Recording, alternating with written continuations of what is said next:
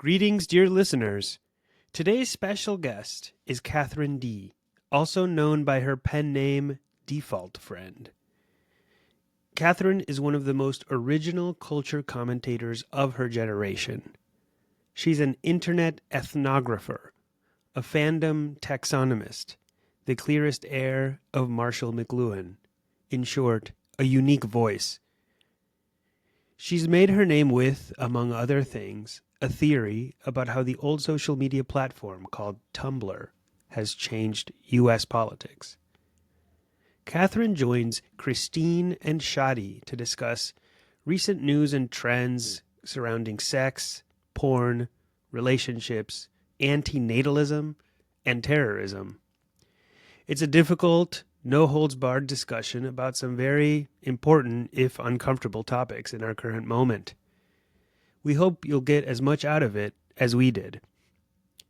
Before we get started, a reminder to head on over to wisdomofcrowds.live and consider becoming a paid subscriber if you're not one yet. You'll get access to, among other things, the whole conversation with Katherine, along with other subscriber-only benefits. And don't forget to give us a like and a review on your favorite podcast app. With all that out of the way, on to the show.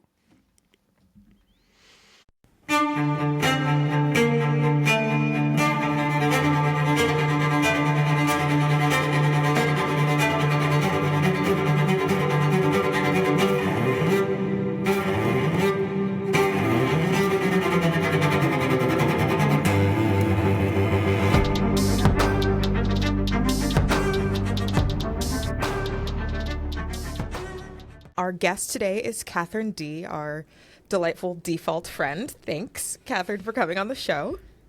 Thanks for inviting me. Of course. Wisdom of Crowds has been heavy on the politics recently, as it often is. And so I thought that maybe this week could be a sexy, scary week, a sex and death week episode. In fact, Shadi, how do you feel about this? I think I can handle that. Yeah, I think I'm prepared for that. I did some reading to catch up on sex and death. Shadi shifts nervously in his chair. I'm not going to ask too much about what your reading was, but I was thinking that we would talk about two quite distinct pieces from both Katherine and I this week. So I wrote a piece about pornography and the delusions that we have about the harmlessness of pornography. It ran in the New York Times earlier this week, and it was based a little bit on Sophie Gilbert's new book, Girl on Girl. And then Katherine also wrote an incredibly incisive piece, and this is kind of on the sex part, but more on the death side, about the IVF clinic bombing in Palm Springs and how that has to do with the antinatalist and ethicist movements, which you wrote a really interesting and detailed Substack post about that referenced another much longer deep dive that you had done that had actually introduced me, at least, to the topic. So, Katherine, sorry. Look, I mean, the first thing I'll just say quickly, maybe just to prompt us a bit, is I think we should start thinking seriously about banning porn. I mean, that's related to Christine's piece. We'll include a link to that in the show notes. Everyone should read it. And Christine, if I understand your argument correctly, it's that we all sort of intuitively know that porn is bad, and people have been writing about that for years and decades. But most writers, especially progressive writers, don't take it to the next step and say, well, if porn is bad, maybe we should actually find ways to restrict it or to advise people not to use it, because progressives are often, they don't want to be seen as prudes. They want to always affirm people's individual agency and autonomy to make their own choices. So we end up in this kind of weird space where we know something is bad, but we're not willing to do anything to actually stop the bad thing that we know is bad. Is that a fair sort of description of some of your points? Yeah, I think that's close. I would actually say, though, that we're even further behind than what you describe. I think the average person, honestly, knows that porn at least like the kind of porn that we're watching today, especially, or I'm going to let you know, I'm not watching it. But the kind of porn that's popular today is both worse than what was considered like pornography in the past. Yeah, and we can acknowledge that that's generally a bad thing, but not only are sort of elites and often like sort of progressive thought leaders not willing to say, oh, we should do something about this, but often they're not even willing to say that it's bad. So, you know, what kind of frustrated me enough to write this piece was I was reading this otherwise really great book, Sophie Gilbert's book, and it is, the subtitle, I have it here. It's called How Pop Culture Turned a Generation of Women Against Themselves. And it's basically about the pop culture of the 90s, 2000s, and 2010s and how just wretched it was. And she acknowledges in the book that the thing that seemed to underlie all of that pop culture was just increasingly hardcore pornography that was like increasingly popular at the time. And she identifies that the pornography is what influenced the culture, and the culture turned women against themselves, was awful and bad and coercive in all of these ways. But she seems to find it hard to just be like, and I think porn is bad. Like, she's like, porn changed the culture. To be clear, I don't want to kink shame, and actually I'm not against porn. And I'm just like, you just said it made everything bad. What? Just say that it's not good. Why is it so hard for her, Christine? Like, why do you think she struggles that much if she has all this data and background about the negative effects on women in particular? Why do you think, I mean, beyond the obvious that she's a progressive and doesn't want to like offend people, but like, what do you think is, if we can go a little bit deeper there, why don't you think why can't she make that jump? So I don't want to speak for Sophie Gilbert as a person, because I really love her criticism. I think she's an incredibly talented writer and like a very sharp and smart thinker. So I won't speak to her specifically, but the general maybe feeling that I get from many writers who sort of deploy this kind of like, just to be clear, I don't want to kink shame. It's that. And this is kind of what you were pointing out, right? Like, what's so bad about kink shaming though? Like, why is that seen as a kind of red line that people don't want to cross? I mean, not all kinks are equally valid. Presumably some of them make us uncomfortable and we don't think people should do them. I mean, if you're talking to your daughter or son, and they're talking about the kinks that they take part in, presumably a lot of parents would be like, well, maybe we don't feel that's not great. Maybe you guys should kind of think differently about that and not do that. So I think that in our own lives, in our own families, not that, but Katherine, do you have kids? Yeah, I do. Okay. Are you talking to them about their kinks? Because my parents did not. I didn't talk about my kinks with my parents like Shadi does, I guess. My son is a toddler, so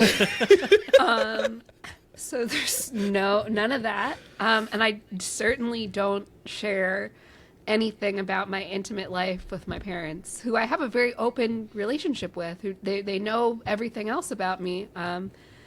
And, I grew up in a house with no locked doors kind of thing, and very emotionally open and in that way quite progressive. But I don't think they want to hear it. I mean, I don't want to share it, but I don't think they want to hear it. You guys are taking me too literally. I just mean that if a parent... A friend. What about a friend, right? Yeah, a friend. Sure. Or just to say, if a parent knew, even through indirect sources, about something like that their kids were doing, they wouldn't be approving of it. So there's something about making it more intimate, talking about people's actual friends and family, where you're like, well, actually, friend, actually, family member, there are better ways to live. And that means that not everything goes sexually. There should be limits to what we do sexually.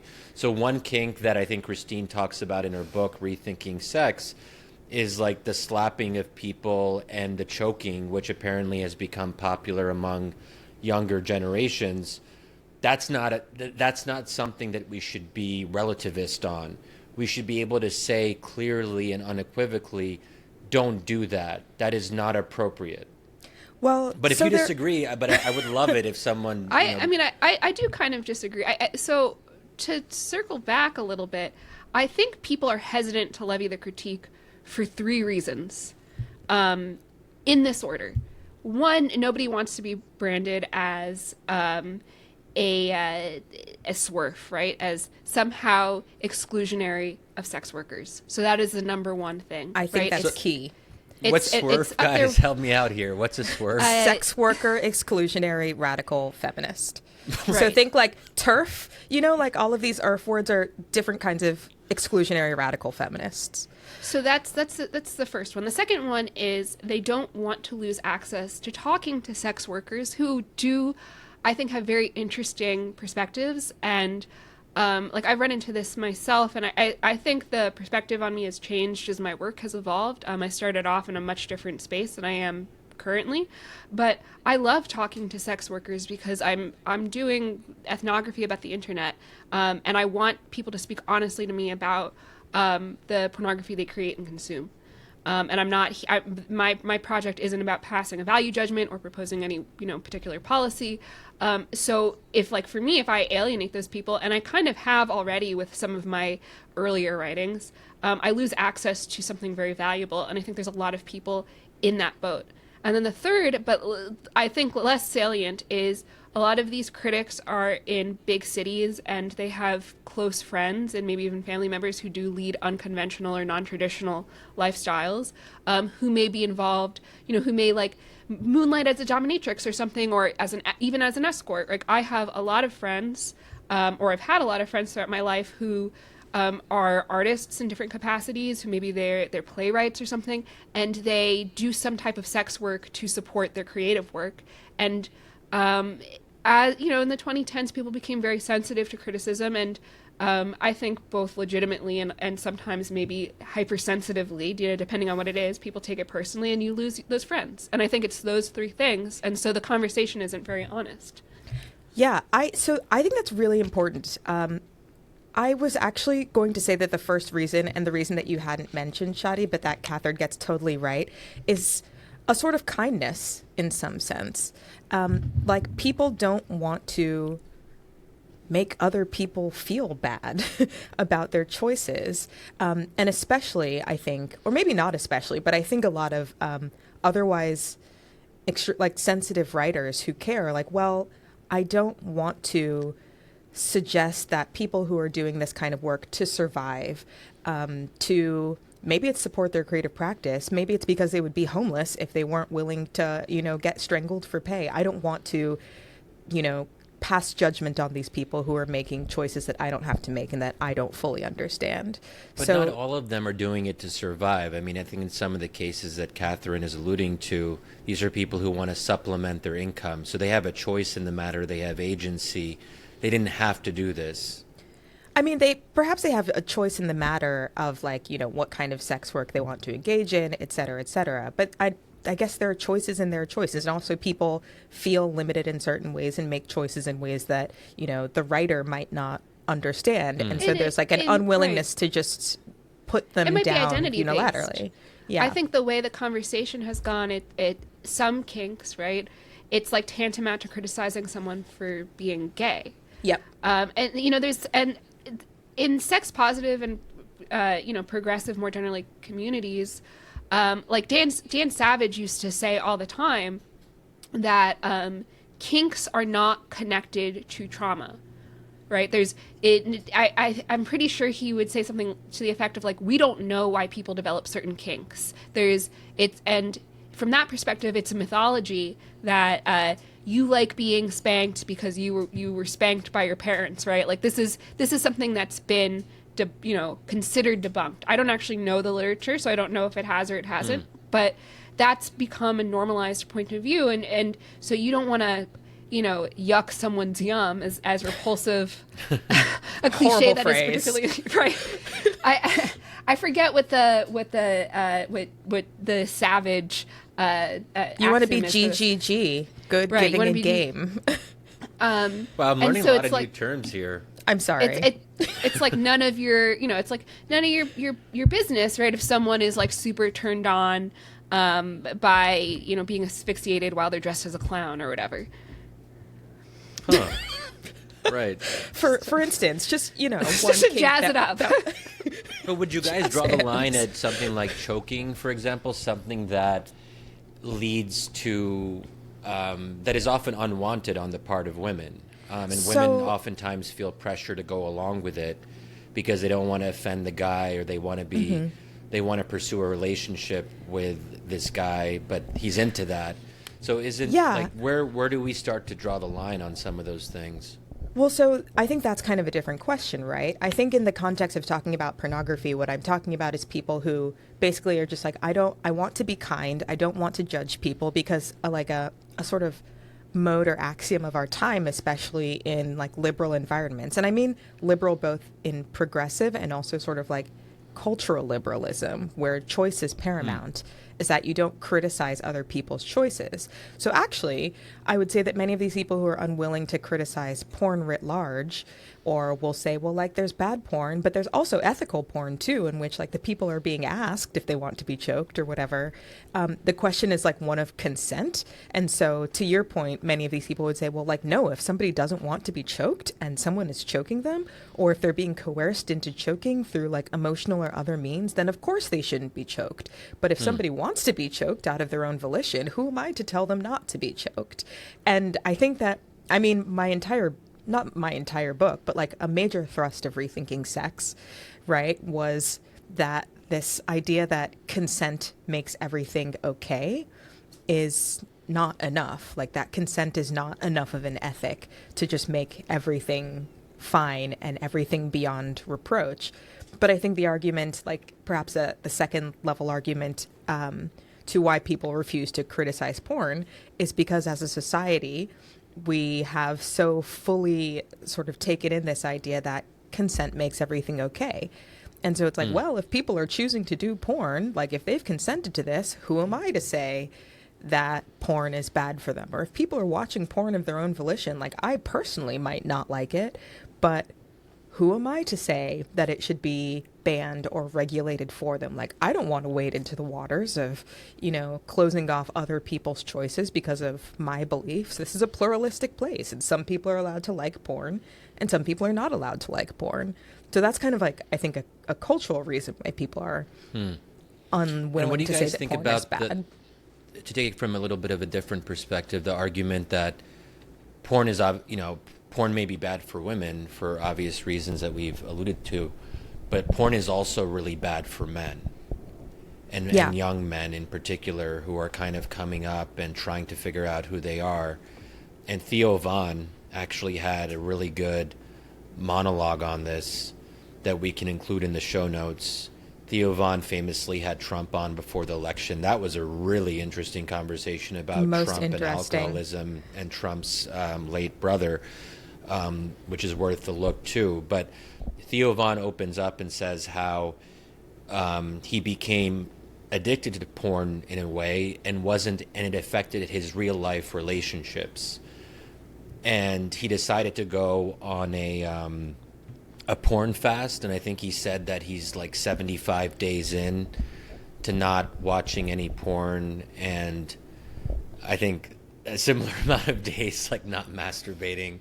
He was very open about this, and it was very heartfelt that he's really struggled with this, and he's been able to have more meaningful, I guess in those 75 days, it's not a huge sample size, but since then he's been able to have more meaningful real life interactions with women, and he wants to continue along this path. So Christine, could you say a little bit more about how young men are being affected, and how damaging is it to them in terms of how they relate to women, and even their ability to relate to women, because they have this idealized image of women as being sex objects that they get from porn, and then they can't actually shift to a different kind of interaction that is more substantive and meaningful, and isn't sexually objectifying. I mean, Shadi, I feel like you've kind of answered the question for me in a sense there. I mean, I think that's exactly it. I think that also one of the things that researchers and philosophers and psychologists are talking about now is the early ages at which people are seeing porn. I think like the most recent studies I've looked at said that the first age for exposure for kids on average is between like 12 and 14, sometimes as young as 11, to just like not even necessarily like they're looking for porn. It just like shows up. Like you open your Twitter feed and like there are like 5 porn bots in the feed, or you're like swiping on Instagram and there's something there, or there's a pop-up. But when you are exposed to, I think, pornography at such a young age, and that becomes like your first training in sexuality, in bodies, you're sort of creating an imprint in advance of any actual experience or knowledge of another person. You're sort of allowing your desires, like your preferences, your understanding of what reality is, to be created for you, in a sense. And it is often a very wild, insane, and not at all realistic vision of what sex looks like, what love looks like, what other people look like. And like you can train, I mean, the imagination is trained, right? We train our minds. And if you are coming to the experience of sex and love already pre-trained, like not able to kind of invent that by yourself and learn that by yourself, you're coming with whatever you're given. And many of the things that are being given by porn are, I would say, bad. I mean, you have like various sort of tropes that tell you what is attractive and what is not, like various poses that you feel like you have to assume, various emotions or non-emotions that you're taught should come with it. And usually those are false. And I think that that's really hard to recognize when you start watching it as a young age with no counterbalance. And then, yeah, it leads, I think, to all the things that you were saying, Shadi, about not being able to relate to the real world. Katherine, what say you?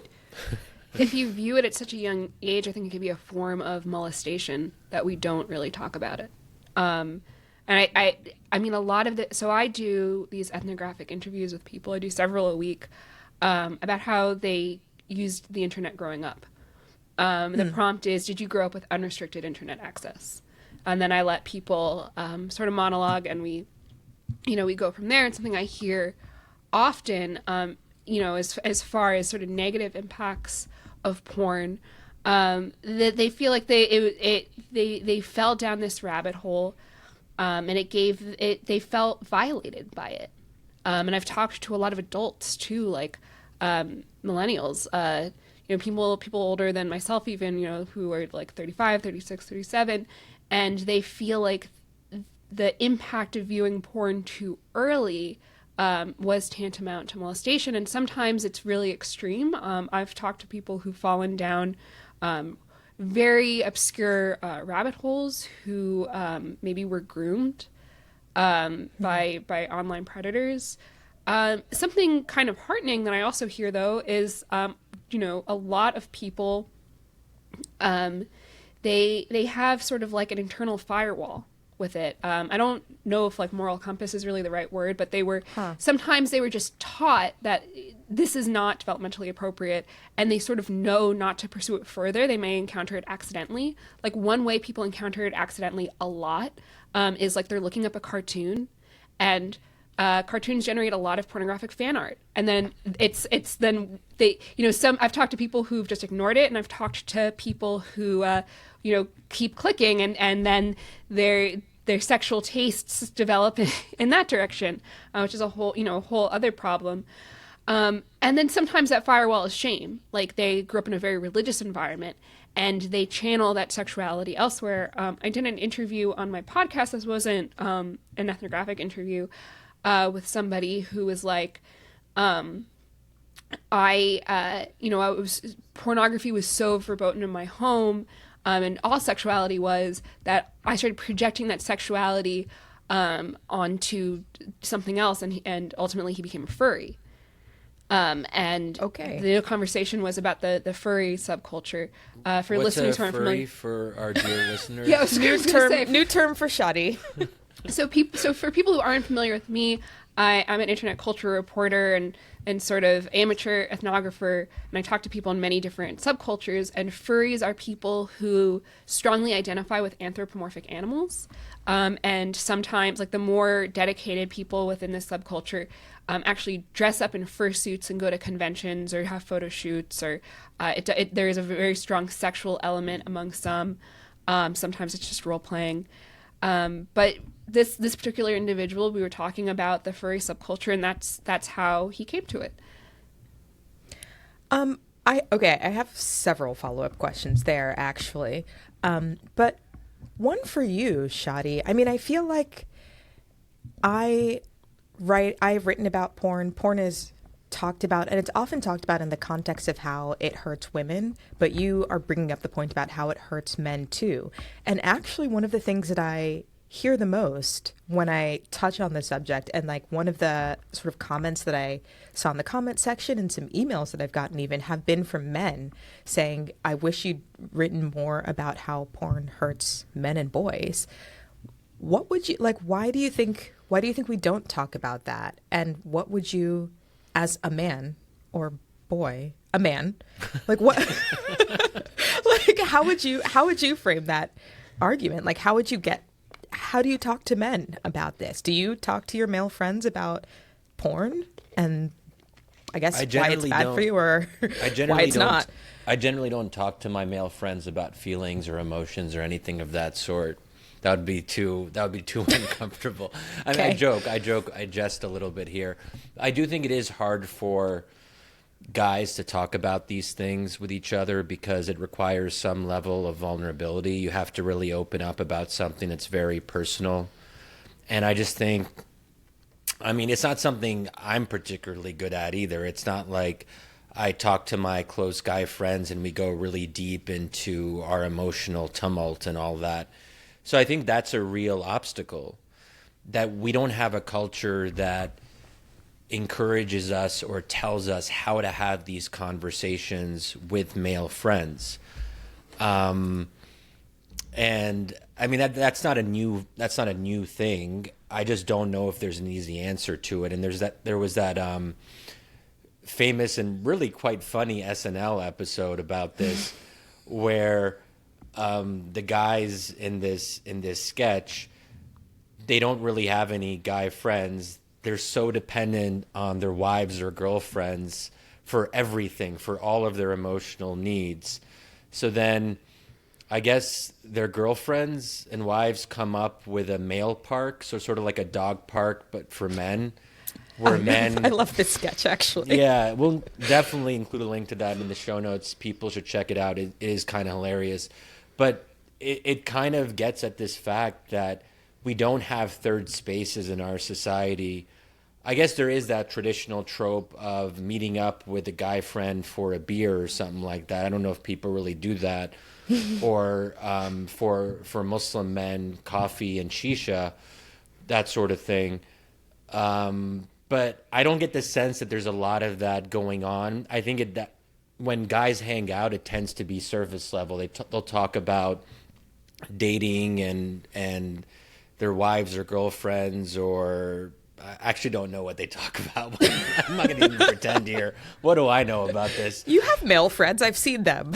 Yeah, but we talk about we talk about Carl Schmidt. Yes, that does come up quite a bit. But we talk about like meaning of life, philosophical questions, but I think that we don't necessarily open up about our vulnerabilities. I tend to do that with my female friends more. And that just is a sort of that sort of, I think, confirms what I'm getting at here. And I should probably change in this regard, but I think a lot of us struggle with it, with this in particular. Yeah, I think, and I'd be interested in hearing your take on this too, Katherine. One of my worries about porn moving forward, like both a question / worry, is how much porn is adding to that problem in terms of like, well, honestly, like going out and like going on a date with a woman, like putting on clothes, buying dinner, whatever you do is effortful and takes vulnerability in some sense. it just does take vulnerability. Whereas porn is super easy, right? You just like crack open your laptop and watch it, and you don't even have to put pants on. So it in fact decreases your likelihood of going out and making those connections with the opposite sex, let alone with other guys.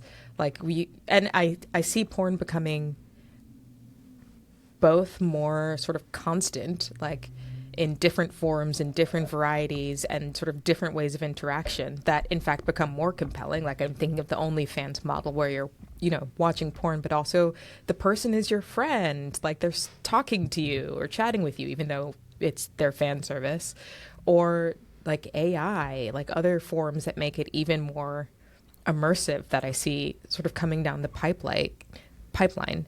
How are young men, how are any of us supposed to get ourselves out of this coming whirlpool? And I would also say, as a side note, I think that this is one of the reasons too why like boomers in particular, sorry boomers, seem to like not want to condemn porn or talk about it.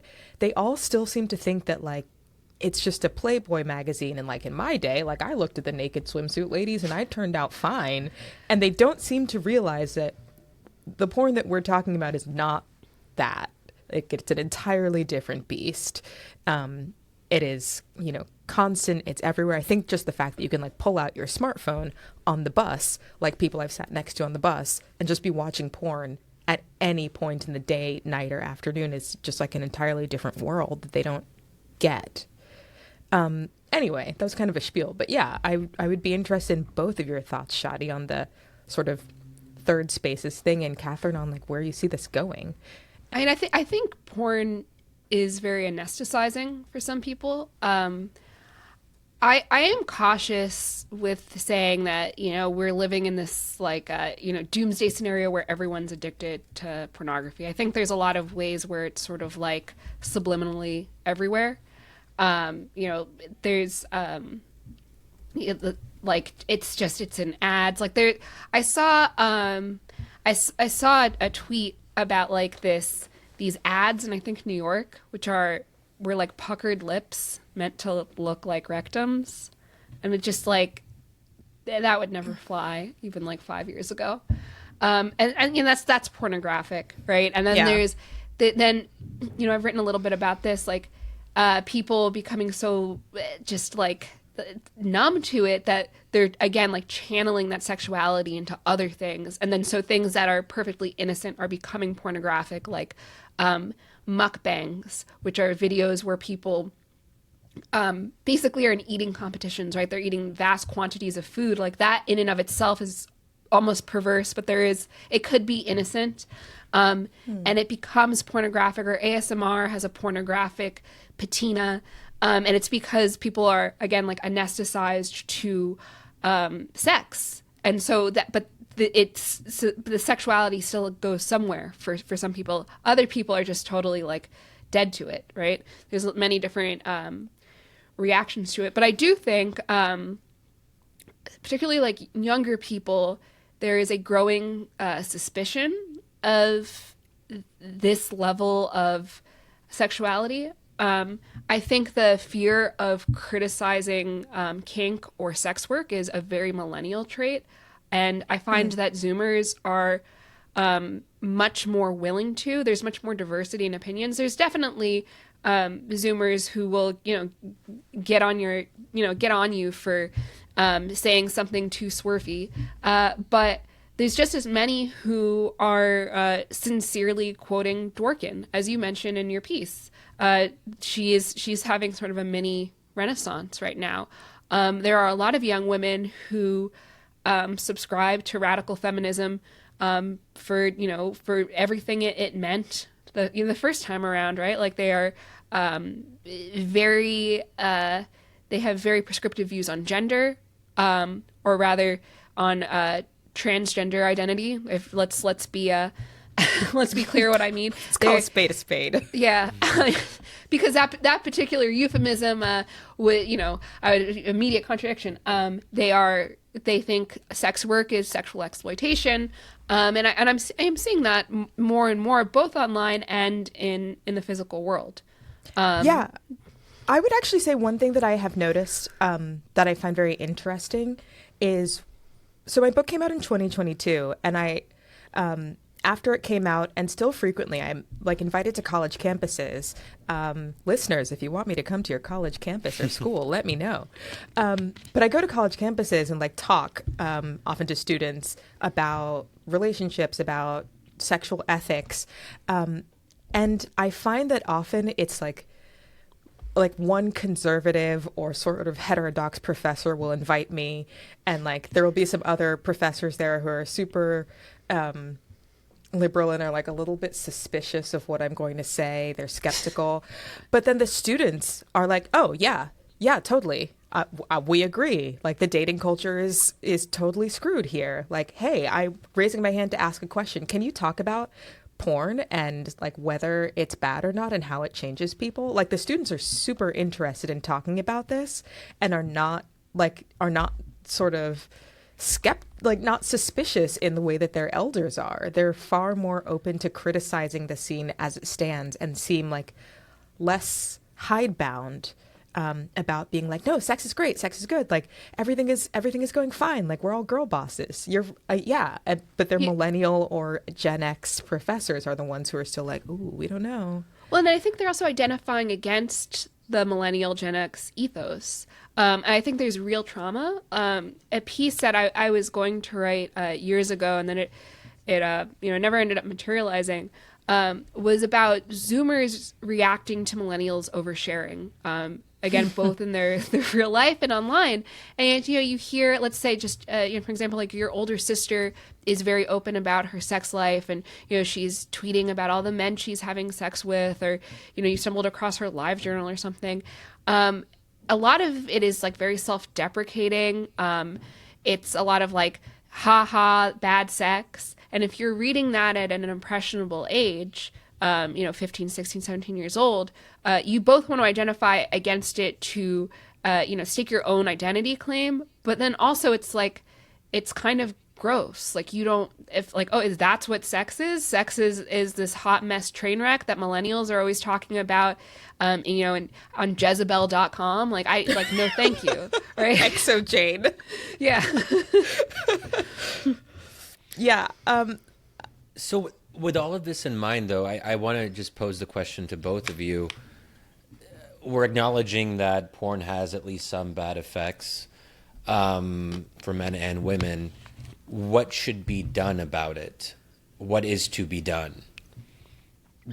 Katherine, what would you suggest to young men? Or would you even be open to something a little bit more aggressive? I don't know exactly. This is well outside of my area of expertise, but I presume that there are some proposals and potential pieces of legislation that want to somehow restrict porn on the internet. I don't know how that would really work, or whether it's even feasible. Age verification is where people are going. I think age verification is a really slippery slope. I'm not in a couple support states of already it. have it.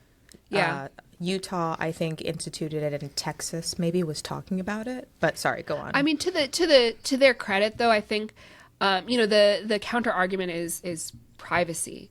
And it's like, where does it stop? Because then there's also a push to have age verification on social media. And it's just a whole rabbit hole. But I would imagine that if you got hit with, if you're on Pornhub or whatever, and it's like, putting your driver's license before you, I was going to make up a fake porno name and I'll stop myself. But, before you browse, people will just say, forget it. I'll use my imagination, or like pictures of my ex-girlfriend or something. Which actually brings me to another point.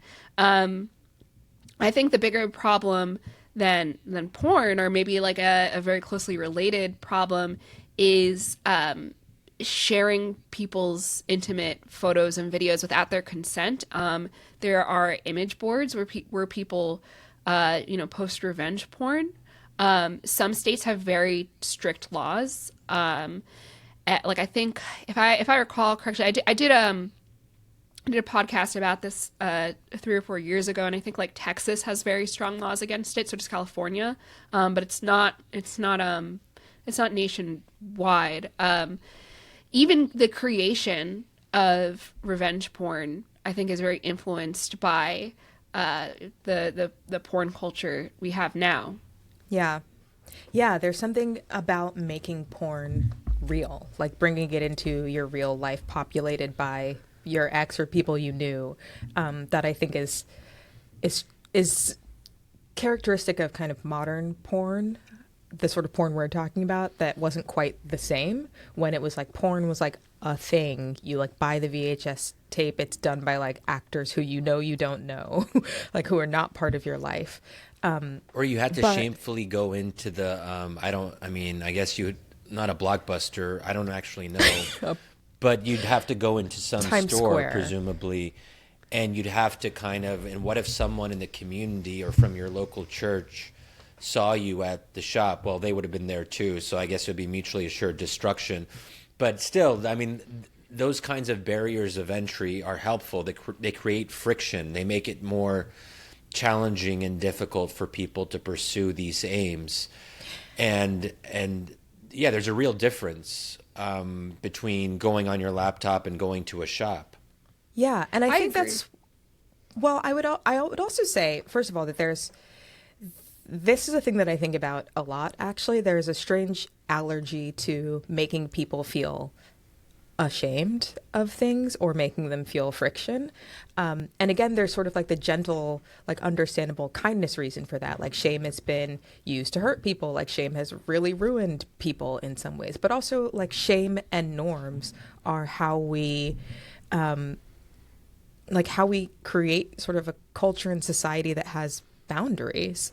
And if we want to have boundaries, like when people fall out of the boundaries or do something that's inappropriate, they should feel bad about it. Like I'm okay with being like, sometimes people should feel bad.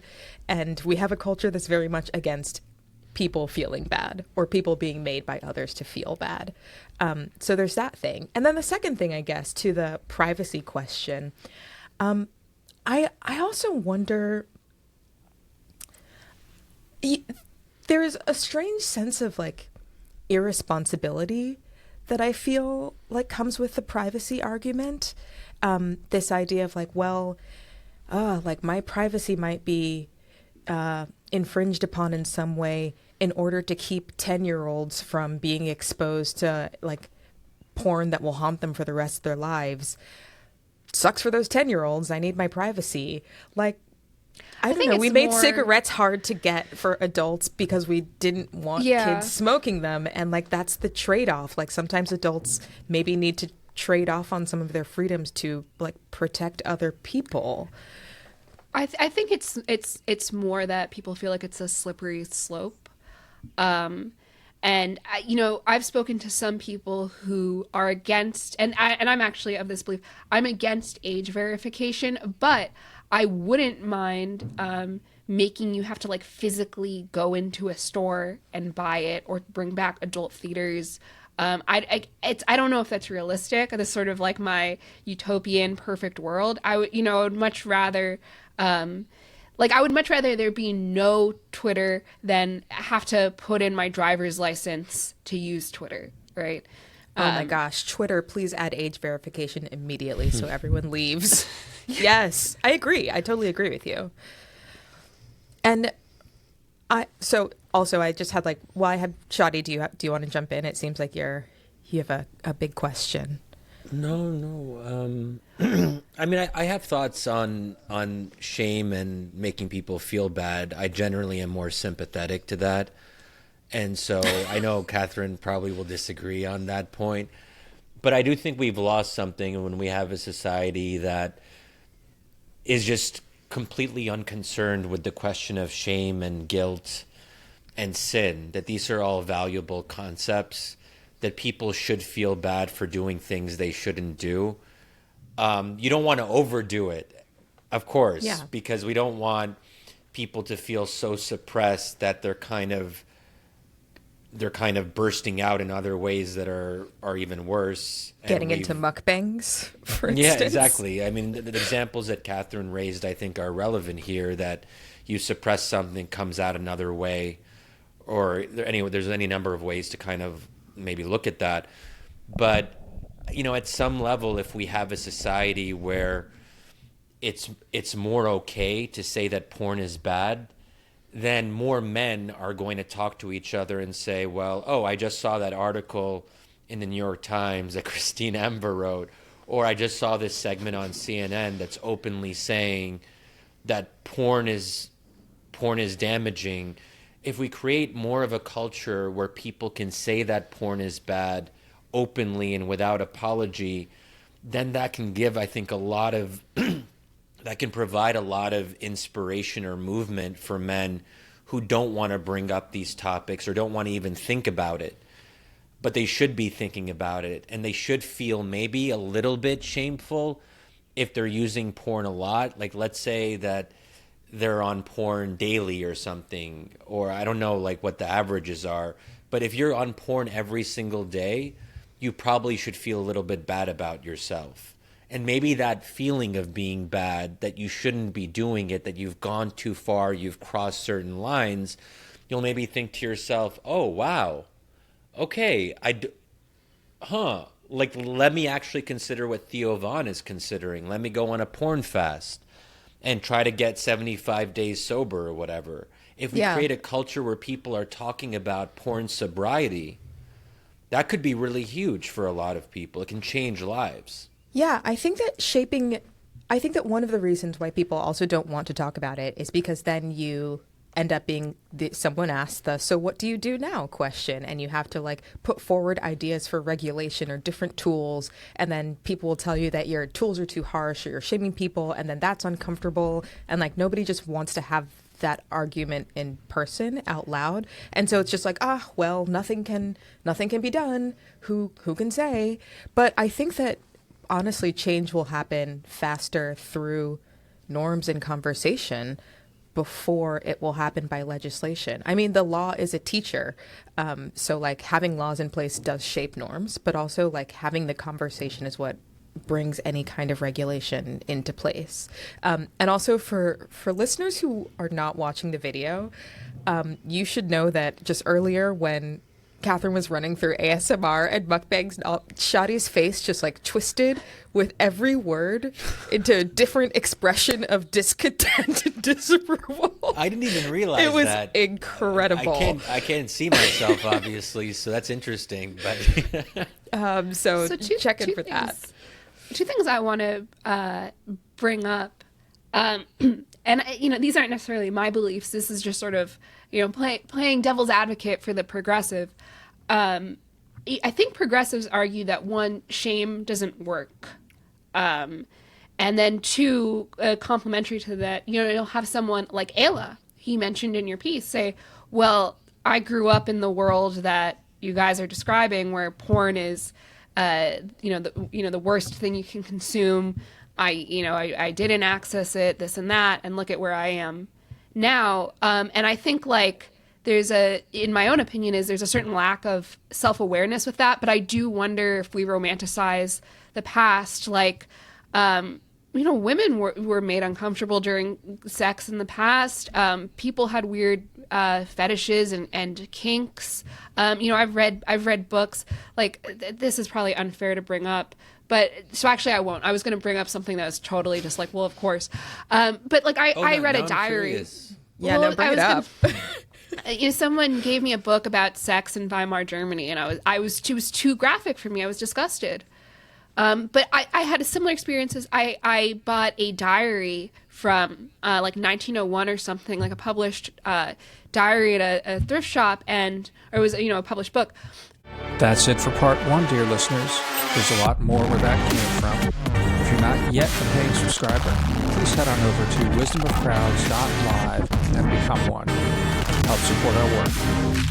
Hope to see you in the bonus.